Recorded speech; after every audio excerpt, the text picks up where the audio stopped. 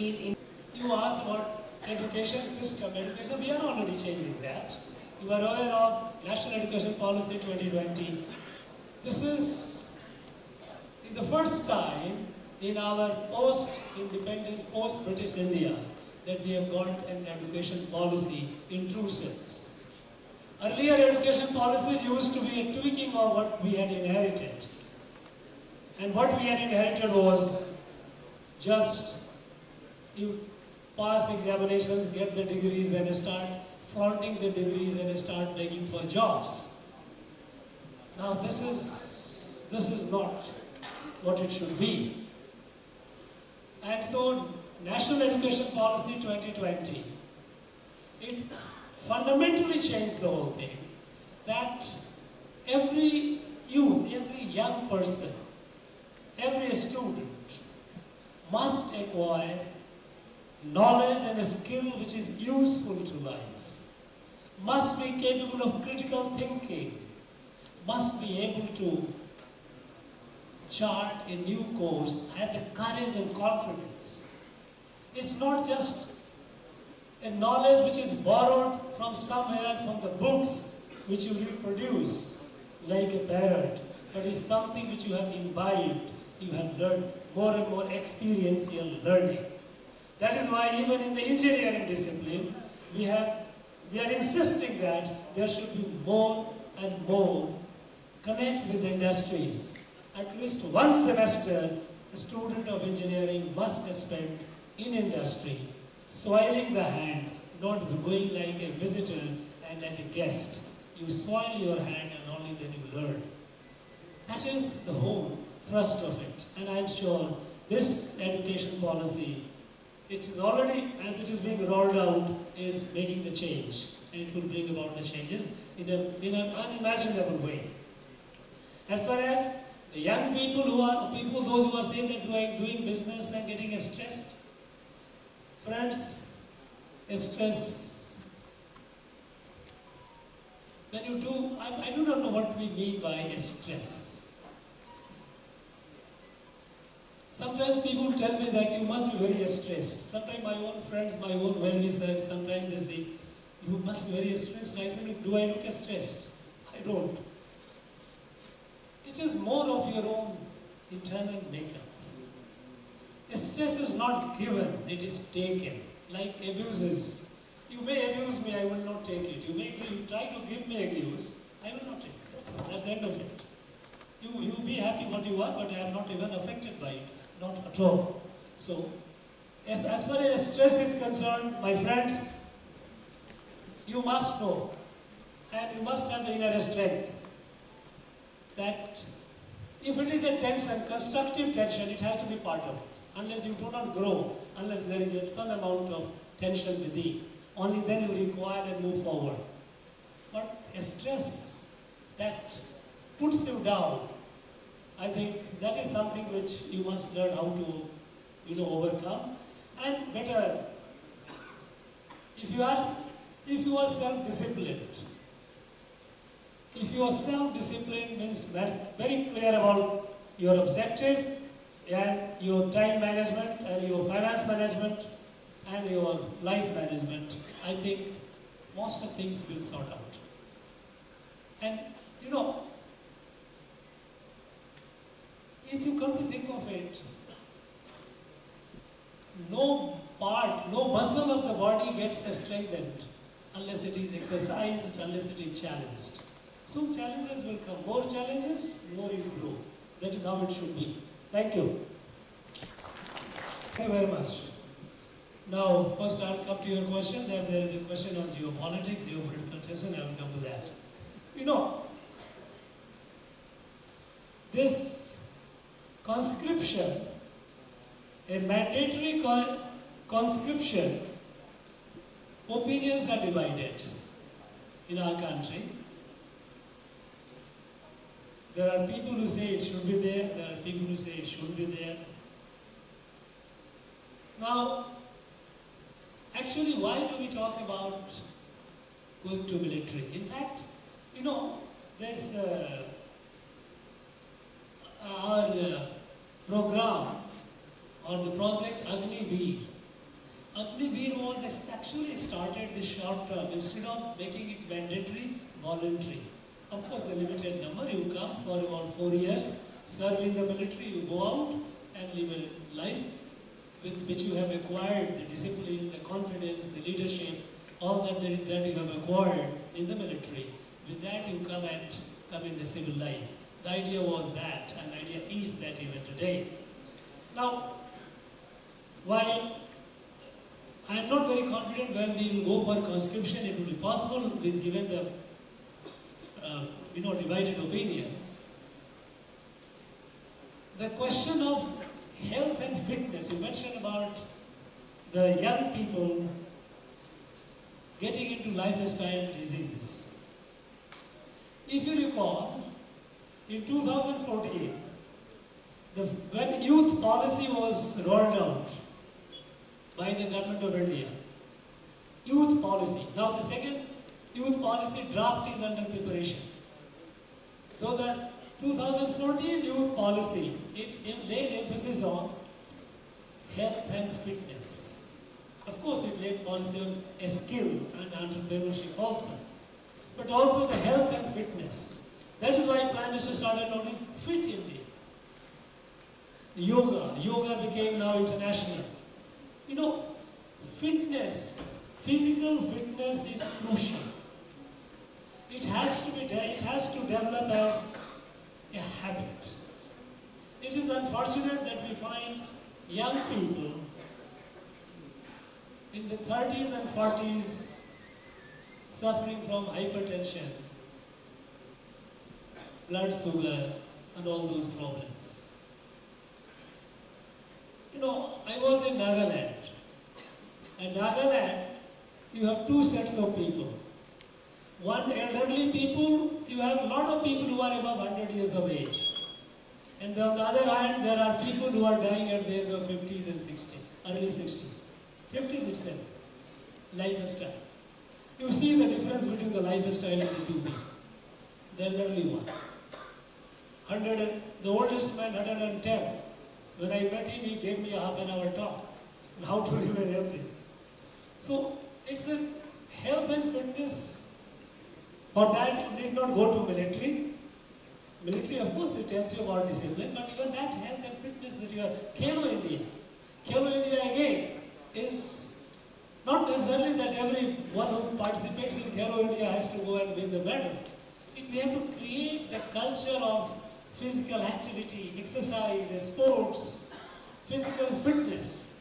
Physical fitness is very crucial because, there is an old saying in Sanskrit, we say, Sarira Madhyam Khalu Dharma Sadhanam. Body is the medium for doing all your works, all that you do.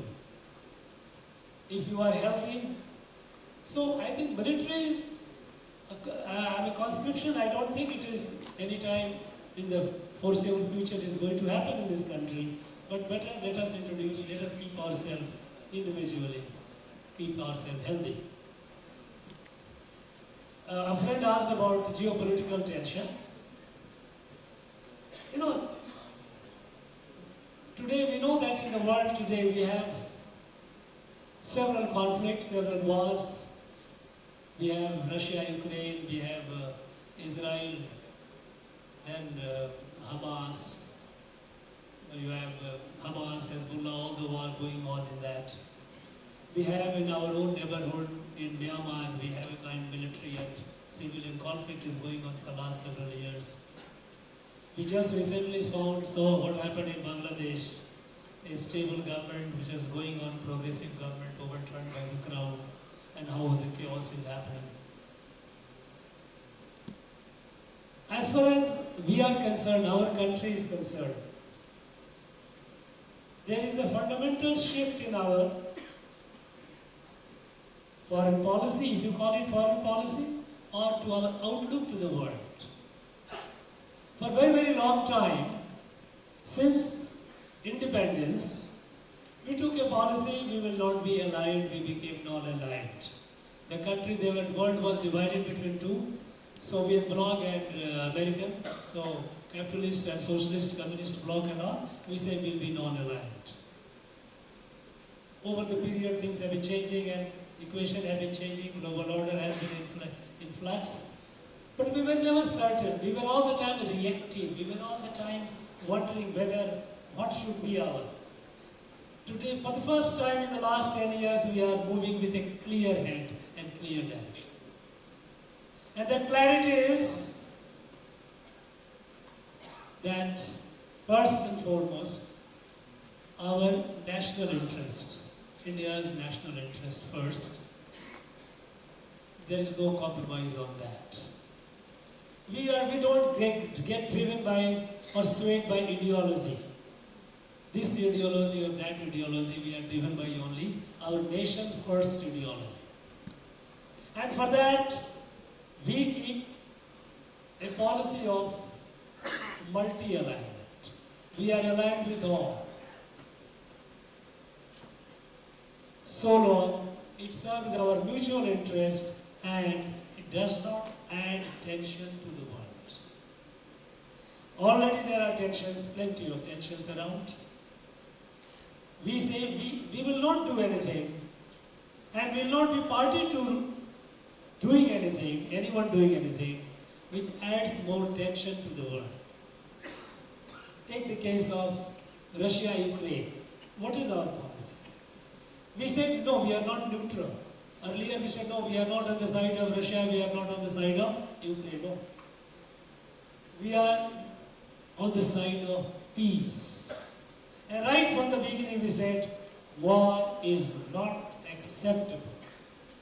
A problem, any conflict, any dispute between the countries has to be resolved on the table, not through war. Total rejection of war. And we maintained it. Initially, some people said, no, America will be unhappy, Western Bloc will be unhappy. Somebody said, no, look, Russians will be unhappy if you take it. We have the best of relations with Russia, we have the best of relations with US, and we have a very good relation with Ukraine also. We maintain it today. By maintaining this position, we walk the talk. Both the countries respected. When we wanted to evacuate our citizens, we asked them to stop the war. They gave us the window. We evacuated thousands and thousands of Indians from there safely. They respected us. Today, both the parties, they look at India as an option, as a country which can help us bring the peace. So, this clarity that look, war or violence is not an option for any solution. It must be rejected outrightly. And so violence is not necessarily overt violence between the countries, but even terrorism. We have been taken absolute, it is not acceptable in any form. When it comes to this Israel and Arab conflict, I mean not Arab actually, this Israel and Palestine, and in Lebanon, what happened between Hezbollah, our position was that while we reject terrorism in any form, this is not just not acceptable, we do not accept human casualties. An innocent life must not be disturbed, innocent person must not suffer.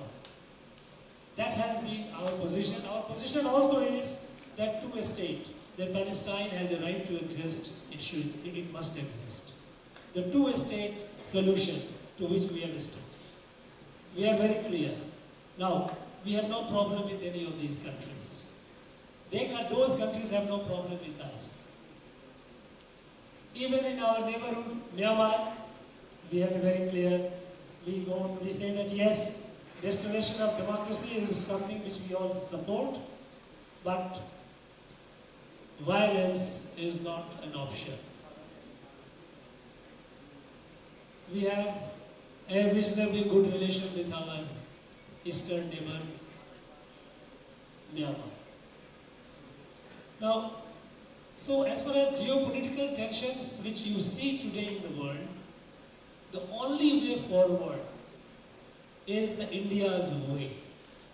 You know, G20 when we hosted the presidency of G20,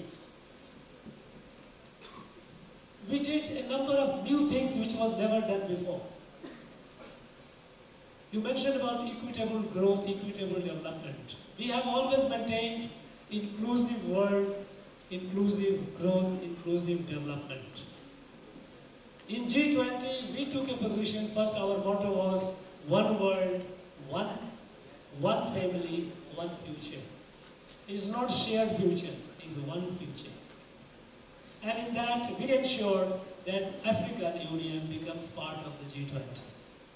A large mass of humanity living in deprivation, how can they be left out? They were made part of it. Why didn't it occur to anyone before? It didn't occur. It is in our DNA, in our thinking, that we cannot,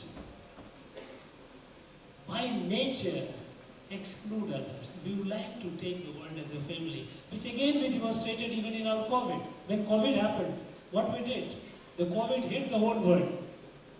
It was our country that, thanks to our scientists, that when we made the vaccine, we shared the vaccine with more than 150 countries in the world. This is our outlook to the world. This is what has given the credibility. Even in the climate, as far as the green energy, sustainable environment, we are doing much better than many others. So we walk the talk. That is why there is a greater credibility of India in the international community. So geopolitical tensions, we are very clear about it. We maintain a very clear position. And as a result, the world looks at us because so far they have been divided into camps. They look at the third country like India, which is not only has given a credible options, a way forward, but it is walking the talk. That's very credible. Thank you very much. Thank you to the Honorable Governor of Tamil Nadu. Ladies and gentlemen, a huge round of applause, please. Thank you. Thank you very much. May I now invite on stage Dr. S. Veluman. Quick question. Sir, we have a mic at the front and we only have time for 2 more questions. So, sir, in the interest of time, can I have you I'll start, just go with please? my question, sir. Quick question. What is your standpoint on the rising geopolitical tension? What? Geopolitical, we have come to that, yes. So this is apart from entrepreneurship. I have a small question for it. So in other countries, all male citizens have to be served in the military before going for the higher studies. So do we think in India also we need to serve for the military so that the kids can get well aware of their health and the quality of food they can consume so that they can be more fit? Because nowadays, a lot of people are suffering from diabetes and a lot of health issues. Do you think this is mandatory for nowadays, the upcoming challenge for the new kids?